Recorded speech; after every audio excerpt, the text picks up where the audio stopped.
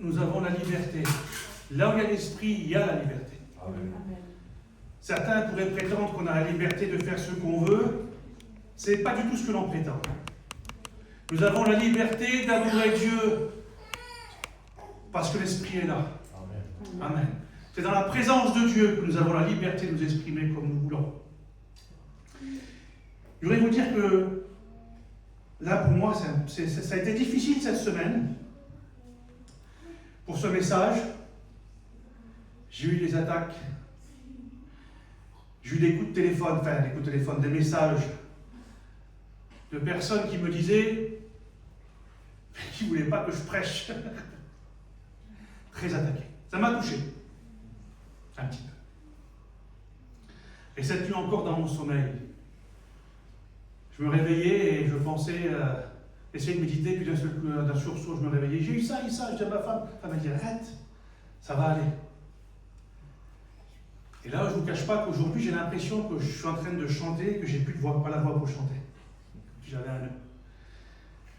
Ce message, il est important, il est difficile pour moi à apporter. Si j'arrive à le donner, je pense qu'il est bénéfique. Amen. Je voudrais tout d'abord qu'aucun d'entre vous ne doute de l'amour de Dieu. Amen. Dieu vous aime. Peut-être la circonstance ou l'endroit où vous passez, le moment que vous passez, vous dites, ben voilà, Dieu n'est peut-être pas autant que l'autre. Dieu vous aime et il aime tous les hommes de la même façon. Alléluia. Il n'y a pas de préférence en Dieu. Et si Dieu a accepté de donner son Fils pour payer cette rançon, c'est parce qu'il nous aimait. Et qu'il y a un grand danger. Si Dieu a donné son Fils, c'est pas parce qu'on risquait d'avoir un homme incarné ou un petit rhume. Il y a quelque chose de grave derrière tout ça. L'enfer, c'est quelque chose d'important. L'enfer a été créé pas pour les hommes. Il a été créé pour le diable et ses démons. Et croyez-moi qu'ils sont puissants, mais qu'ils tremblent devant l'enfer. Et lui, le diable, ce qu'il veut, il sait qu'il va y aller. Il sait qu'il est vaincu, mais il veut en amener un plus grand nombre avec lui. Mais je vais vous dire quelque chose, c'est écrit dans Isaïe 53. On va mettre un peu de lumière parce que j'y vois pas grand-chose. On va s'appuyer toujours sur la parole. Isaïe 53 nous dit, au verset 5, « Mais il a été blessé pour nos péchés, brisé pour nos iniquités. Le châtiment qui nous donne la paix est tombé sur lui. Et c'est par ses meurtrissures que nous sommes guéris. » Alléluia. Gloire à Dieu. S'il a donné son Fils, c'est qu'il y avait quelque chose d'important, un grand danger pour nous. Et nous, moi je suis là aujourd'hui.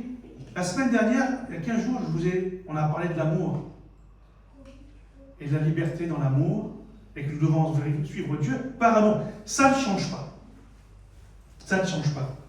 Mais je suis quand même obligé de vous annoncer quelque chose, ça va de ma responsabilité, de vous avertir du danger.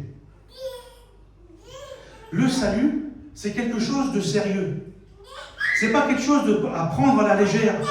La Bible dit qu'il y a deux endroits où passer l'éternité. Avec Dieu ou loin de Dieu. Et ça, nous n'avons pas le choix. C'est une réalité. Et même si on fait l'autruche, c'est pas ça qui va faire qu'il n'y aura plus de danger. Et qu'on va effacer la réalité. Alors Dieu, si vous voulez, il y a une façon de marcher. Il y a quand même des choses à suivre, sans rentrer dans le légalisme. Mais il y a une façon de marcher. Par exemple, si vous vous inscrivez à un club de foot,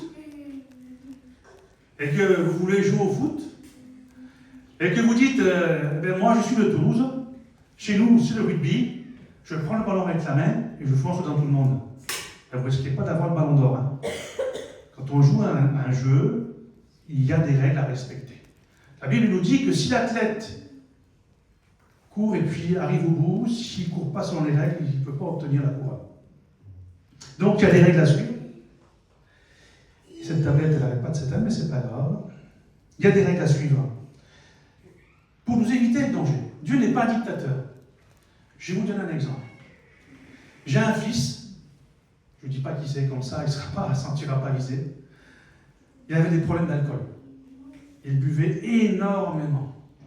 Et il aimait les voitures de sport. Il buvait énormément. Et il aime les voitures de sport, parce que mon fils est encore avec moi. Et moi, je ne dormais pas les nuits. J'écoutais les voitures qui partaient à fond, je savais qu'il allait boire, je ne savais pas quand est-ce qu'il allait rentrer. Et même quand il était loin de moi, dans une autre région, j'étais très inquiet, c'était compliqué pour moi. J'arrêtais pas de l'engueuler, mon fils. L'alcool est un danger, tu es en train de te détruire, tu conduis, tu risques d'avoir un accident. Et un jour, l'accident est arrivé. Il a crié un stop, il a pris une voiture de plein fouet qui roulait aussi très très vite. Le choc était tellement important que son moteur de sa voiture a été arraché et était quelques 20 ou 20 mètres plus loin, 30 mètres plus loin. Mais gloire à Dieu, grâce à Dieu, il n'y avait rien. Mais la question que je voulais vous poser, est-ce que c'est de ma faute cet accident? C'est pas de ma faute. J'avais averti mon fils, parce que je l'aime, je l'avais averti du danger. Mais il ne m'a pas écouté. Et il y a eu un moment, une conséquence à tout ça. Et Dieu, quelque part, c'est ce qu'il voudrait faire pour nous. Il veut nous protéger, parce que nous sommes ses enfants. Et bien souvent, nous, on ne comprend pas. On ne comprend pas. Alors ce que je vais faire, je vais prendre comme exemple, pour qu'on puisse bien comprendre tout ça, je vais prendre comme exemple Jésus. Je vais voir.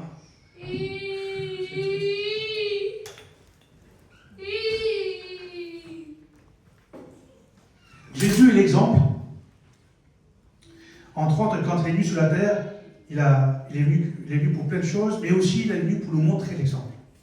Alors on va dire au départ, et on va prendre Jésus comme exemple. On va prendre Matthieu chapitre 1, verset 1.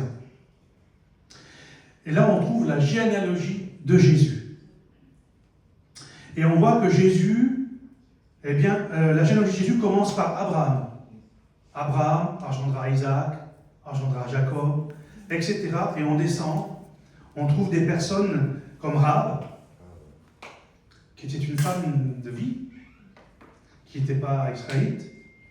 On trouve des femmes comme Ruth, qui était une moabite. Et on trouve un homme comme David. Toutes ces personnes n'étaient pas parfaites. Mais voilà, ce sont les ascendants, c'est des personnes d'où Jésus vient. Et ça nous décrit Jésus en tant que juif.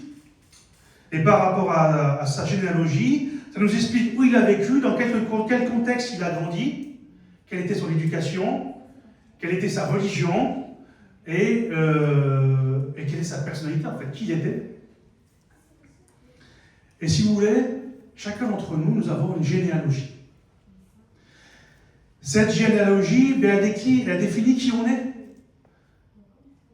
Vous êtes né dans telle famille, dans tel pays, et par rapport à la famille où vous êtes né, vous avez entendu des conseils, vous avez observé, vous avez commencé par apprendre à marcher, vous avez vu comment il fallait marcher en observant, vous avez grandi, et c'est ce qui vous a construit.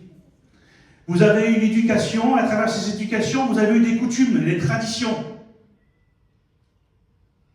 Et ça continue à construire votre personnalité. Et souvent, ça construit aussi notre foi. Nous avons cru à ce que nous avons vu et à ce que nous avons entendu. Et ça fait ce que nous sommes aujourd'hui. Et tout ça, ça définit notre héritage, en fait. Et puis, en dehors de la famille, il y a aussi le pays où nous avons grandi. Un exemple, si moi, aujourd'hui, je serais né en 1975 en Iran, je serais en train aujourd'hui de jeter de bon cœur des bombes sur Israël. Et la même personne que je suis serait née en Israël, et je chanterai facilement des bombes sur l'Iran. C'est-à-dire que on ne peut pas... Ce qu'on est, c'est là d'où on vient, c'est là où on a grandi, c'est là où on a vécu, et c'est ce qui fait ce que l'on est. Et nous avons appris à vivre dans ce contexte-là, dans notre travail, faire attention à telle chose, etc.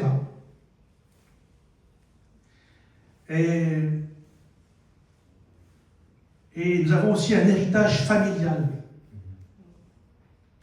Des fois, on tombe dans des familles, je connais des familles, moi, et c'est la castagne, la bagarre. C'est des gens, ils sont violents. C'est un héritage qu'ils ont, une fierté. C'est comme ça, ils ont grandi comme ça. Je connais des gens, eux, c'est des voleurs. Chez nous, on vole. Et puis, il n'y a pas une serrure qui fait. Pas une voiture, vous voyez? Et il y a des gens aussi qui ont un héritage spirituel parce qu'il y a beaucoup de croyances au niveau de la voyance.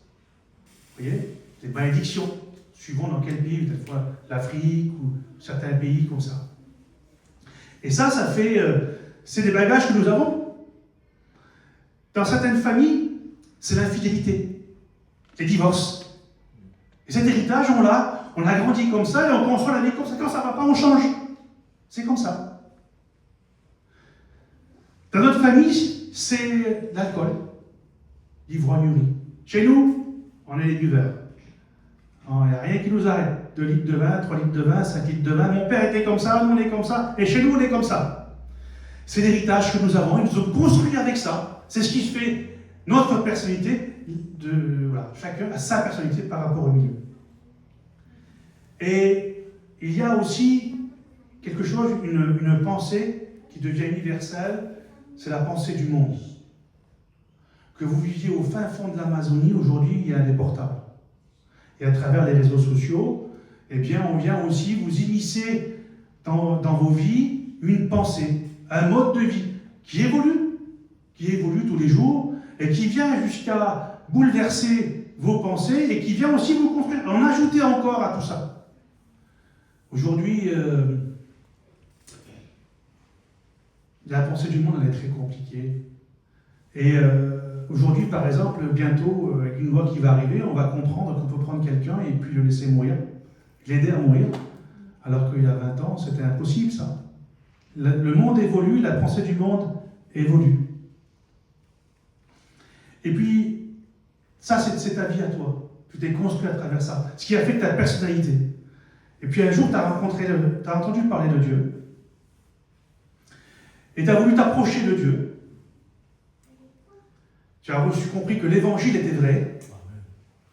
Tu as vu que c'était bon et que toute cette vie que tu avais derrière toi, tu n'as rien apporté. C'est un peu le désordre. Toutes les conséquences de tout ça, parce qu'on peut faire bonne figure, mais on a tous des choses, des blessures. Souvent, pas tous, Seigneur, pas tous, mais certains ont des blessures très profondes à travers le divorce de leurs parents, à travers des fois des incestes, des violences qu'on a subies, des conséquences de cette vie-là. Et puis tu voudrais t'approcher de Dieu, mais le problème c'est que, à un moment, tu approches, tu entends la parole, tu dis oui, amen, et à un moment ça bloque. Tu dis, j'arrive pas à approcher, j'arrive pas à croire plus, j'arrive pas à saisir. Je sais que c'est vrai, mais il y a une barrière, il y a quelque chose qui fait que j'arrive pas à aller plus loin. Alors, il y a un homme dans la Bible qui s'appelle Paul qui a dit que tu dois être renouvelé dans ton intelligence. On doit réfléchir et comprendre différemment de ce que nous avons appris. Et Jésus, un peu plus loin, je crois que c'est dans Jean, chapitre 3, verset 5, il a une conversation avec Nicodème, et il dit, tu dois naître de nouveau.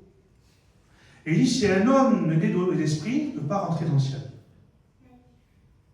Donc il faut recommencer, il faut naître de nouveau, il faut un nouveau départ. Alors comment naître de nouveau? On va revenir sur Jésus.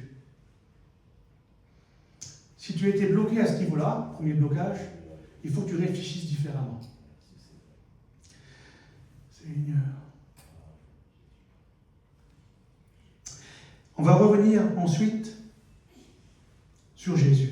Jésus, un peu plus loin, chapitre 3, verset 21, on voit le baptême de Jésus. C'est aussi un exemple pour nous. Jésus n'avait pas besoin de se faire baptiser, en réalité. Mais il l'a fait pour être un exemple. Et on voit là que c'est Jean le Baptiste qui l'a baptisé. C'est le baptême de repentance. La repentance, c'est quoi?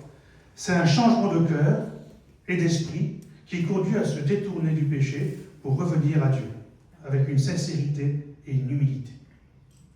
Et on voit Jésus qui se fait baptiser. Une fois qu'il est sorti de l'eau, le Saint-Esprit descend sur lui, comme une colombe, et la parole de Dieu se fait entendre, et il dit, « Voici mon Fils bien-aimé, en qui j'ai mis toute mon affection. » Voilà où on doit arriver, c'est de comprendre, et on arrive jusqu'au baptême. Là où tu vas arriver, toi, bientôt. Gloire à Dieu. Et ce symbole-là, juste après, une fois que cette scène est arrivée, on retrouve la généalogie de Jésus.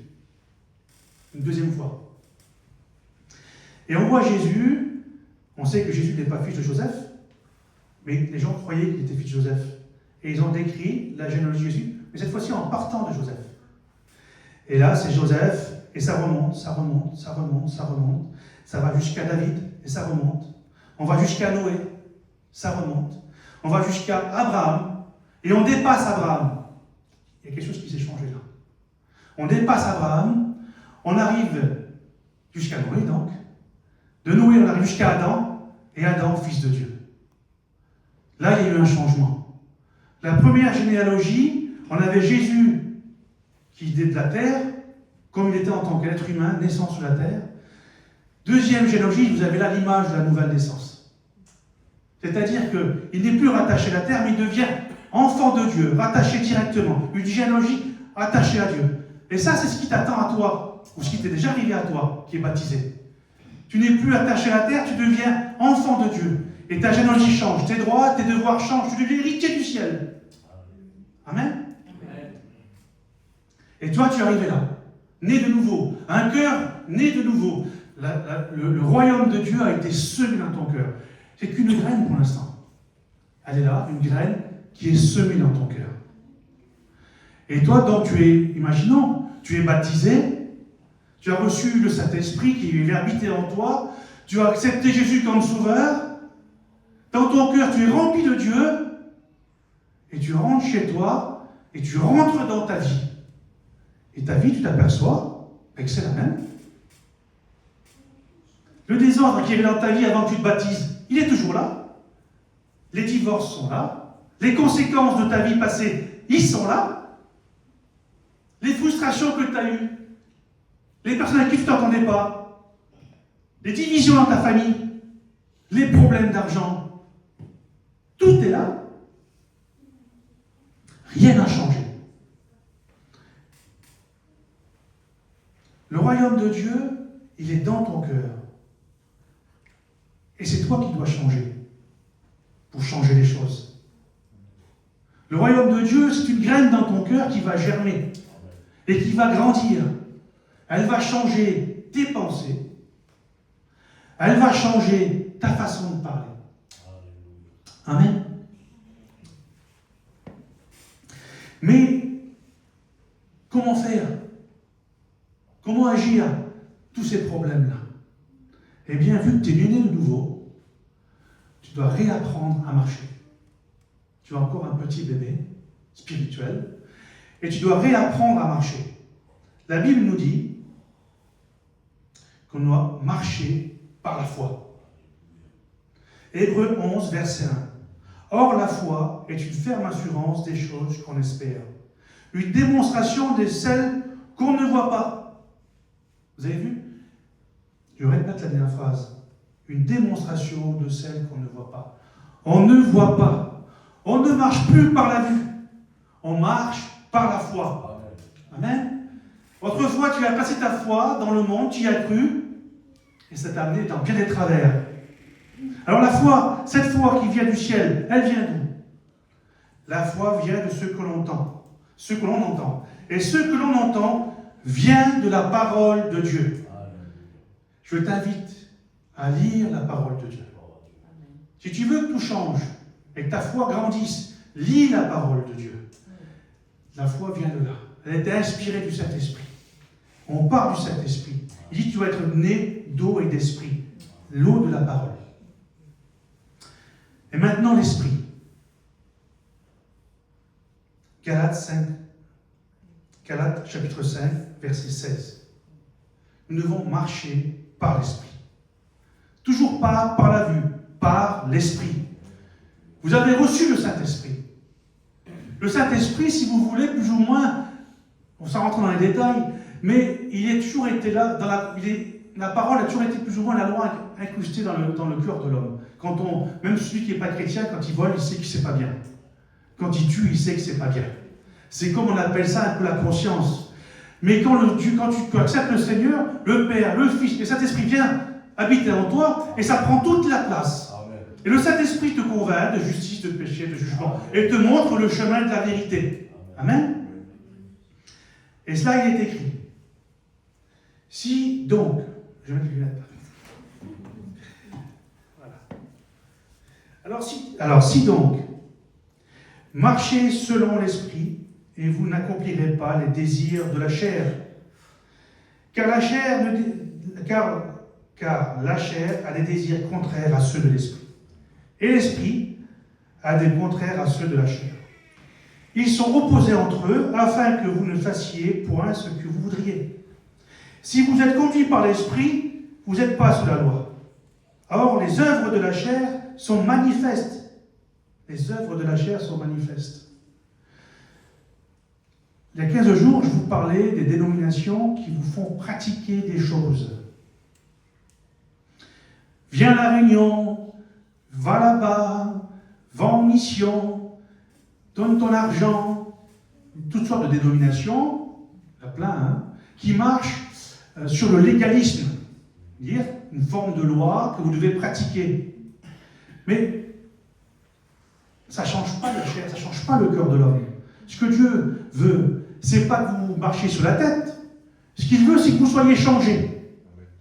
Et c'est vos cœurs, vos mentalités, votre esprit que Dieu veut changer. Plus marcher selon la chair, mais selon l'esprit. Et les œuvres de la chair, elles sont évidentes, je vais vous les citer. Or, les œuvres de la chair sont manifestes. Ce sont l'impudicité. Là, ce n'est pas des œuvres, c'est l'impudicité, l'impureté, la dissolution, l'idolâtrie,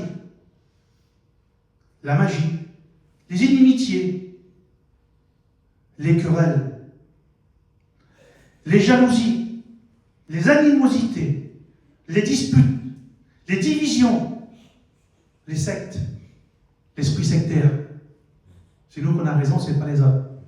Nous, on est sauvés, les autres sont perdus. C'est possible qu'il y a des gens qui seront perdus. Mais nous, on aime le Seigneur. On veut marcher avec Jésus. Amen. L'envie, l'ivrognerie, les acceptables, les choses semblables. Et Paul dit, je vous dis d'avance, comme je l'ai déjà dit, que ceux qui commettent de telles choses n'hériteront pas le royaume de Dieu. C'est grave. C'est grave. Arrêtons de courir. Arrêtons d'essayer de faire des choses qui nous fatiguent, de nous investir à faire. C'est bien, les œuvres, c'est bien. Mais il faut réformer nos cœurs. Il faut changer. D'accord? Jacques nous dit, ne vous bornez pas à écouter, mais mettez en pratique. Il faut que nous changeons notre façon de penser. Et vous savez, moi, je crois que je ne sais pas si c'est écrit là, mais je vous le dis, il y a 15 jours, je parlais de l'amour. Nous devons marcher dans l'amour. Si vous aimez toutes ces choses-là de la chair, vous ne les commettez pas. D'accord? Je voulais prendre encore comme exemple. Donc, voilà, vous allez changer vos vies comme ça. Et ce qui est dans votre cœur va grandir. Vous allez marcher par l'esprit. Vous allez changer d'attitude, changer de caractère. Et vous allez influencer votre entourage. Vous n'allez plus avoir les mêmes communications avec votre patron, avec votre voisin, avec votre papa, votre maman, votre fille, votre frère, votre sœur, avec les gens qui vous entourent, et les choses vont s'arranger. Et par-dessus tout ça, Jésus, le Saint-Esprit, va vous aider, va vous bénir. D'accord? Ça, c'est notre part à nous, de marcher. Je voulais prendre comme exemple le peuple hébreu. Le peuple hébreu, pour bien imaginer tout ça, le peuple hébreu, lui, était en Égypte en esclavage pendant 400 ans, c'est ça? 400 ans. Et un jour, il fut délivré par Dieu, par la main de David. Par Moïse. Excusez-moi. C'est moins grave que je suis sorti l'autre fois. Et donc, ils sont sortis d'Égypte, ce qui nous représente le monde. N'est-ce pas? Et ils sont arrivés devant la mer Rouge. La mer Rouge s'est ouverte par la grâce de Dieu. Ils ont traversé la mer Rouge qui nous représente le baptême. Et les Juifs, l'armée des Égyptiens, oulala, c'est dur. Je vais m'arrêter, je vais boire un coup. On n'est pas pressé? On ne va pas se laisser stresser. Merci Evelyne. L'armée de Pharaon qui les poursuivait, on va dire que c'est le péché et tous les liens qu'ils avaient, les chaînes d'esclavage qu'ils avaient, qu'ils voulaient qu'ils retournent en esclavage, mon frère. Et là, ce qui s'est passé. Ils sont sortis de la mer Rouge, et la mer Rouge s'est refermée. Les liens sont restés, le péché sont restés. C'est l'image du baptême. Dans le baptême, nous mourons avec Jésus, les péchés restent dans l'eau, on va dire, spirituellement. Et nous naissons de nouveau, et nous renaissons saints. Alléluia, sauvés, le salut par Jésus-Christ. Et le peuple hébreu est parti, se sont retrouvés de l'autre côté, pas loin du mont Sinaï. Moïse est parti dans la montagne, et il tardait un petit peu à arriver. Et les Hébreux commençaient un petit peu à s'impatienter, et ils ont pris, je crois, c'est le frère à Moïse. C'est son frère, je crois. C'est ça, hein? Evelyne, Evelyne, elle est là. Tu me dis, Evelyne, c'est son frère. Et ils lui ont demandé de faire un veau d'or. Moïse est arrivé, vous savez l'histoire. Dieu n'était pas content. Et Dieu a dit quelque chose d'important. Il a dit, cette génération-là ne rentrera pas en terre promise. Et ils ont erré 40 ans dans le désert. Jusqu'à ce que cette génération-là soit passée. Et ensuite, ils sont rentrés dans... Même Moïse n'est pas rentré, pour notre raison, mais même Moïse n'est pas rentré. Et ensuite, ils sont rentrés en terre promise. Cette image-là, moi, je vais dire, pour moi, c'est ce que je pense. Hein. J'interprète ça comme ça. Ceux qui sont restés dans l'ancienne génération, c'est le vieil homme. C'est nos anciennes habitudes. C'est nos coutumes. Les Hébreux qui sont sortis d'Égypte, eux, ils étaient habitués aux sectes qui étaient d'Égypte, ils étaient habitués à se nourrir du peu qui était là, et ils dépendaient de l'Égypte. Mais la nouvelle génération qui est restée, elle, a appris à suivre et à marcher avec Dieu.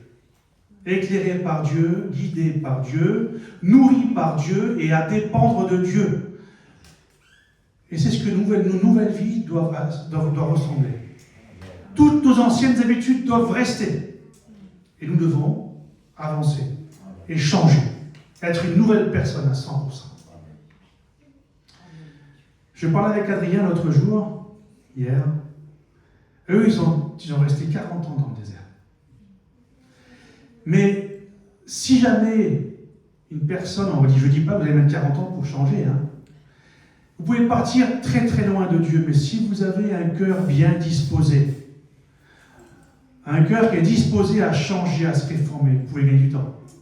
Vous ne tiendrez pas 40 ans dans le désert. Ça peut être très très rapide. Hein? Amen. Nous devons nous dépouiller. Et tout à l'heure, Damien, il a révélé un petit peu mon message. Je ne voulais pas vous décevoir et vous mettre devant vous un fardeau et vous dire qu'il faut être parfait. Nous ne serons jamais parfaits. Mais nous tendons, amen, à la perfection. Alors tendre, à quelque chose. Adrien m'a expliqué ce que c'était. Exemple, si là c'est 0, ici, la ligne est là, si nous tendons à 0, c'est-à-dire que nous allons vers le 0, le plus près possible, mais jamais nous allons atteindre le 0. Toujours le plus près, de plus près, de plus près, l'infiniment petit, mais jamais nous n'accédons au 0. Et c'est la vérité. Nous tentons la perfection, mais jamais nous atteindrons la perfection.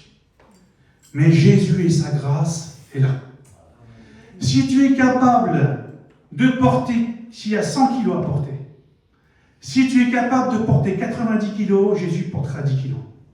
Si tu es capable de porter 10 kilos, Jésus portera les 90 kilos. Si tu es capable de porter 60 kilos, Jésus portera les 40 kilos qui manquent.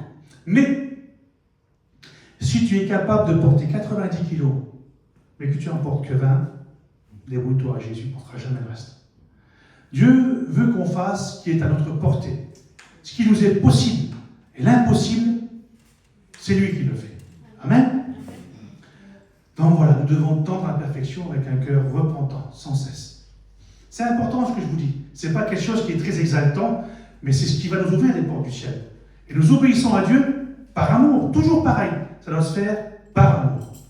Moi, je me suis marié, et tous ceux qui sont mariés, eh bien, on a des obligations dans ce mariage. Si on fait ce qu'on veut, à un moment, la porte va être fermée à la clé, elle va dire téléphone à ton avocat. Vous comprenez?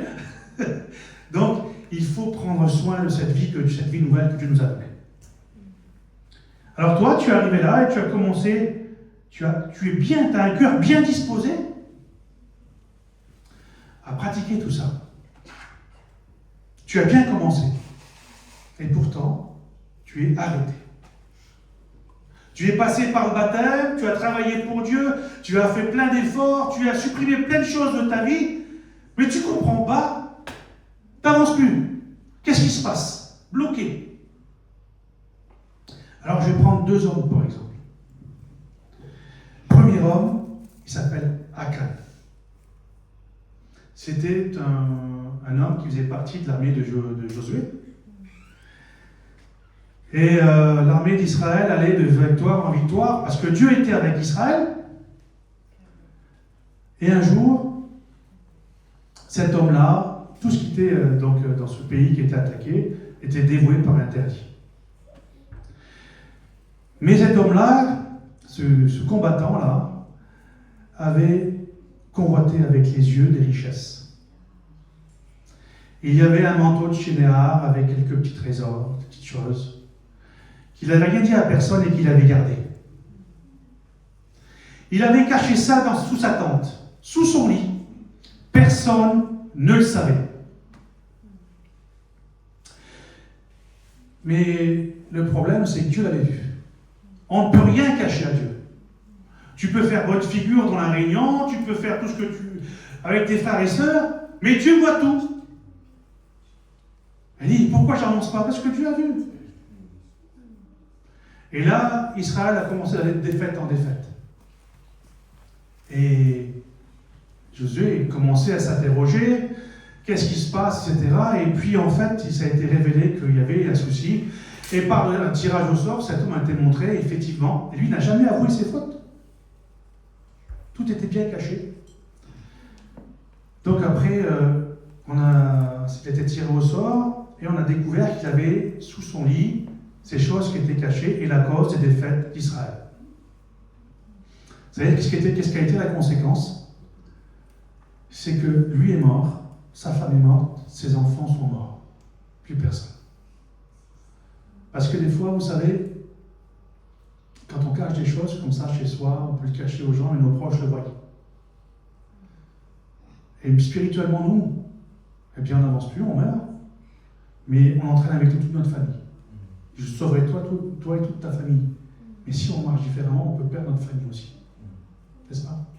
Premier exemple. Il y a une solution. Je vais vous parler d'un autre homme qui s'appelle David, le roi David. Le roi David, lui, a été oint par Dieu. Il a gagné des combats, des batailles. Et au moment où il était au sommet, il a convoité une femme.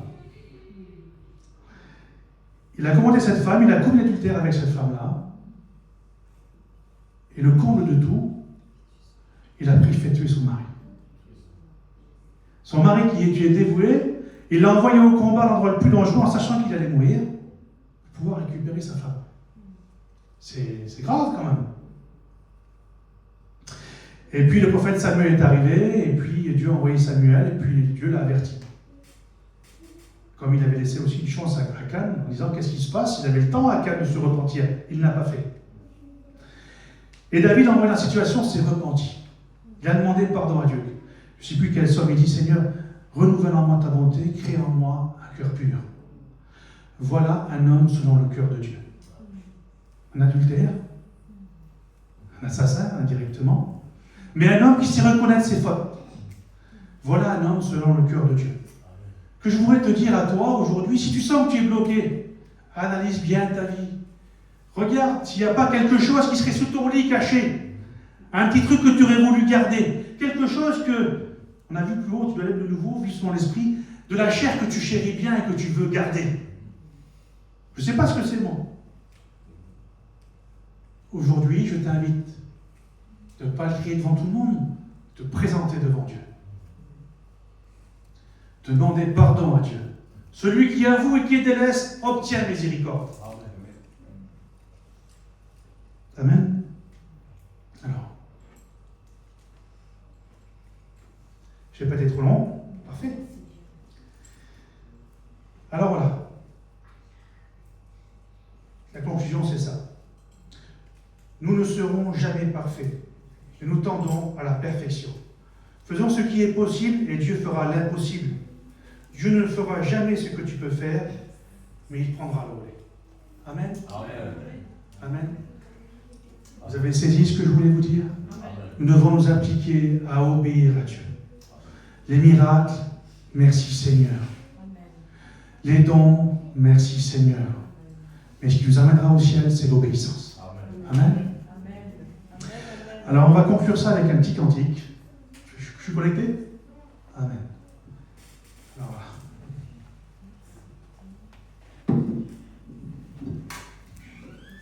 Je suis assoiffé.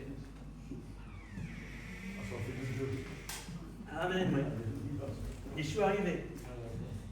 Alors, comment je fais? Un homme de 50 ans derrière un téléphone, c'est un peu long, hein? Alors, je remets mes lunettes. Je vais mettre ça, peut-être pas.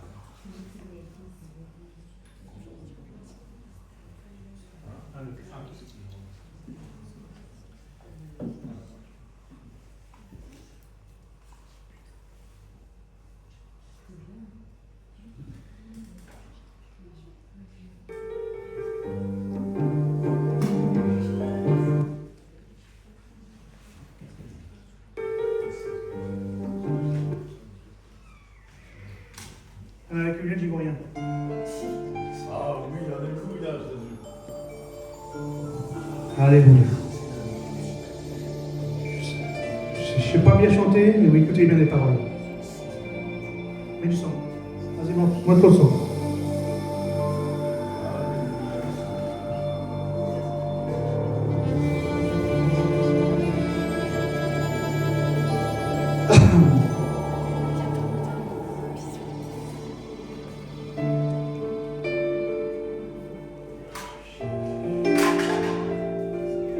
Si vous voulez prier le Seigneur, priez le Seigneur. Si vous louez Dieu, louez Dieu. Si vous voulez demander pardon, demandez pardon.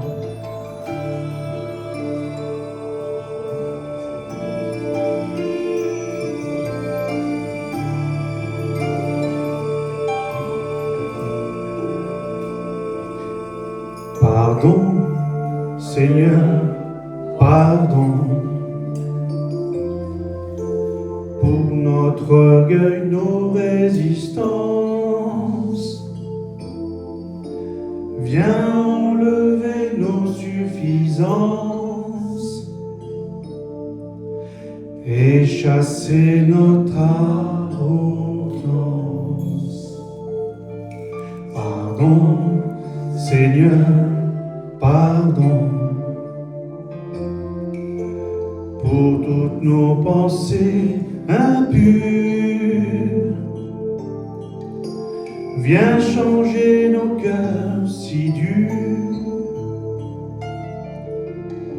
nos raisonnements obscurs. Oh, relève-nous, nous sommes tombés si bas. Oh, relève-nous, par ta grâce et ton pardon. Aie pitié de nous, nous nous humilions devant toi. Pardon, Seigneur, pardon, pour tant de paroles mauvaises. Viens adoucir nos mots, nos lèvres, et que nos querelles s'apaisent. Pardon, Seigneur, pardon, de toujours garder rancune. Viens changer notre amertume, transformer notre attitude. Oh, relève-nous, nous sommes tombés si bas. Oh, relève-nous, par ta grâce et ton pardon.